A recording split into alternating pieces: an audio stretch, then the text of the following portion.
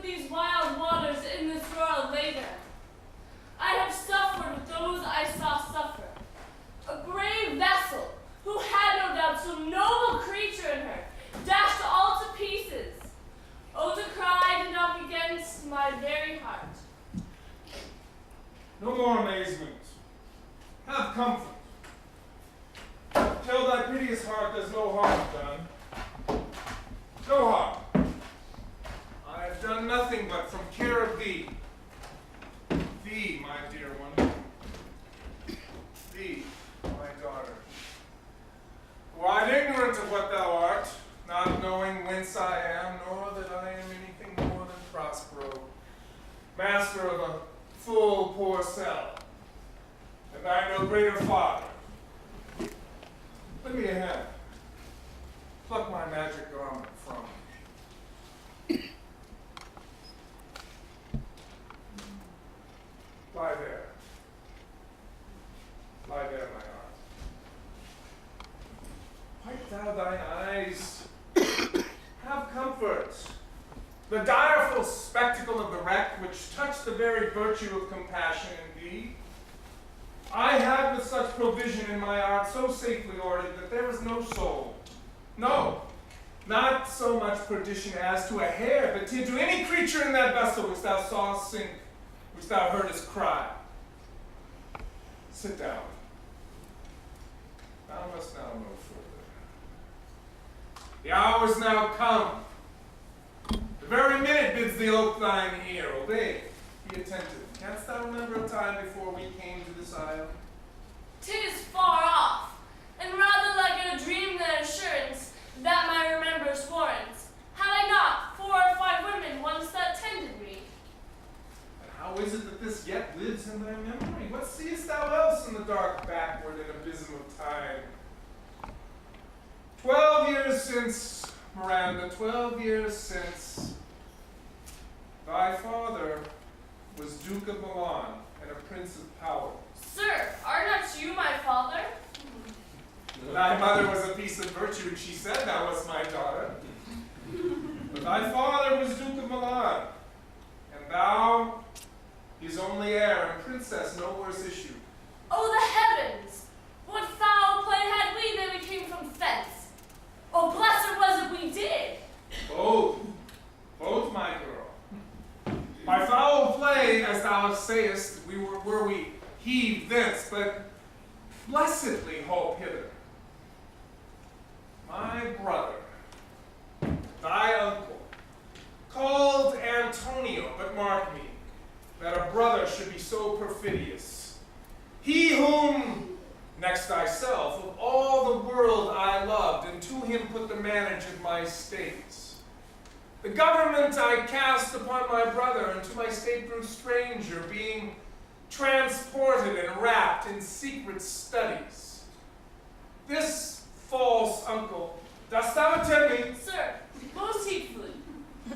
Being once perfected in how to grant suits, how to deny them, who to advance and who to trash for overtopping, new created the creatures that were mine, or changed them, or new formed them, having both the key to officer and office, set all hearts in the state to what tune pleased his ear, so that he became the ivy that hid my princely trunk and sucked my verdure out of it. Thou attendest not. Oh, good sir, I do. I pray you that mark me. I, thus neglecting worldly ends, all dedicated to closeness and to bettering my mind, in my false brother awakened an evil nature and my trust. Like a good parent didst beget of him a falseness in its contrary, as great as my trust was. Dost thou hear? Your tale, sir, would cure deafness. To have no screen between this party played and him he played it for, he needs will be absolute Milan. He, poor man, my library was dukedom large enough. Of temporal royalties he thinks me now incapable. And confederate, so dry was he for sway with the king of Naples. to give him annual tribute and do him homage, and to subject my coronet to his crown, thus bending the dukedom yet unbowed. Alas, poor Milan, to most ignoble stooping. Oh, the heavens! Mark his condition in the event, and then tell me if this might be a brother. King of Naples, being to me an enemy inveterate, hearkens to his suit, which was, that he, in lieu of the premises of honor, and I know not how much tribute, should presently extirpate me and mine out of the dukedom, and confer fair Milan with all the honor upon my brother, whereon one midnight fated to the purpose doth Antonio open the gates of Milan, and in the dead of darkness ministers for the purpose hurried thence me and thy crying self. Alas, for pity!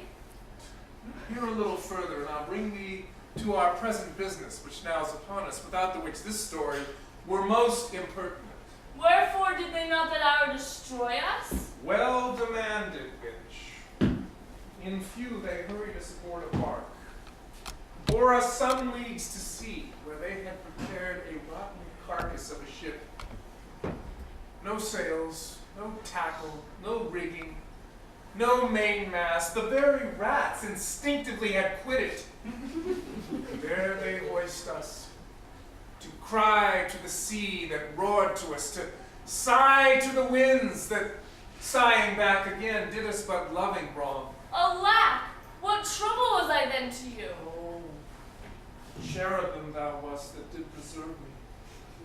Thou wouldst smile, infused with a fortitude from heaven, when I had decked the seas with drops full salt, and under my burden groaned, which rose in me an undergoing stomach to bear up against what should ensue. How came we ashore? By providence divine.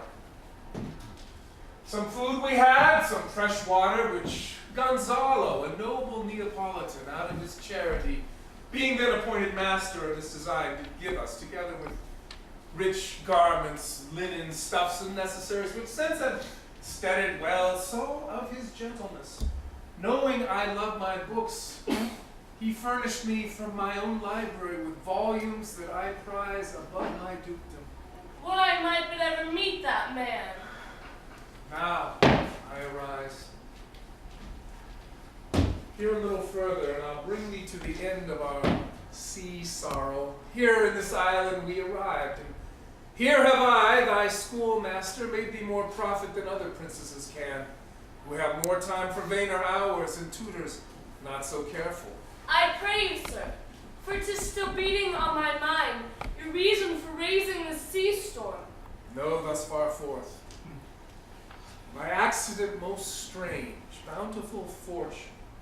Now, my dear lady, hath mine enemies brought to this shore, and I find my zenith doth depend upon an auspicious star, whose influence, if now I court not, but omit my fortunes ever after droop. Now, no more questions. Thou art inclined to sleep. 'Tis a good dullness, and give it way. I know thou canst not choose.